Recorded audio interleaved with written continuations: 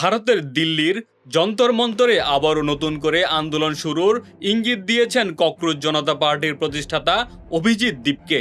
বুধবার এক অনুষ্ঠানে বক্তব্য রাখার সময় তিনি জানান যে খুব শিগগিরই যন্তর মন্তরে আবার তাদের দ্বিতীয় ধাপের আন্দোলন শুরু হতে যাচ্ছে।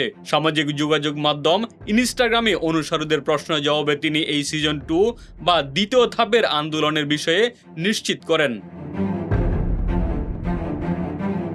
তবে নতুন এই আন্দোলনের সুনির্দিষ্ট কারণ কিংবা নরেন্দ্র মোদী সরকারের কাছে তাদের দাবিসমূহ কি তা তিনি স্পষ্ট করেননি। গণমাধ্যমের তথ্য অনুযায়ী দলটিকে দেশটির বিভিন্ন স্থানে চলমান তরুণদের আন্দোলনের সঙ্গে যুক্ত হতে দেখা যাচ্ছে। উত্তরপ্রদেশের হামিরপুরে 3 শতাধিক শিক্ষার্থী ও 100 অভিভাবকের একটি আঞ্চলিক মিছিলে সিজেপি সমর্থন ব্যক্ত করেছে। স্কুলে যাওয়ার দীর্ঘদিনের জরাজীর্ণ রাস্তা সংস্কারের দাবিতে শিক্ষার্থীরা ডিস্ট্রিক্ট কালেক্টরের কার্যালয়ের দিকে মিছিল করেছিল। অভিজিৎ দীপকে দাবি করেন যে শিক্ষার্থীদের যাতায়াতের এই রাস্তার দিকে অন্তত 1 দশক আগেই সরকারের নজর দেওয়া উচিত ছিল।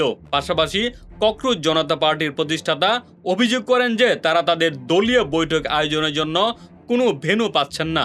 সব ভেন্যু থেকে তাদের জানানো হচ্ছে যে উপর মহলের নির্দেশের কারণে তাদের স্থান বরাদ্দ দিতে বাধা দেওয়া হচ্ছে। অভিজিৎ জানান তারা একটি হলরুম বরাদ্দ পেলেও বৈঠকের দিন সকালেই সেটির মালিককে সরাসরি হুমকি দেওয়া হয়।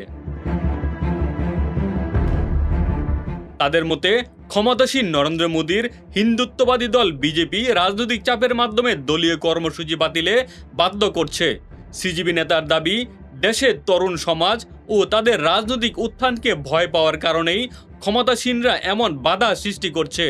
সব প্রতিকূলতা ও সরকারি বাধা মোকাবেলা করেই খুব দ্রুত তারা বড় ধরনের আন্দোলনের কর্মসূচিতে যাচ্ছেন।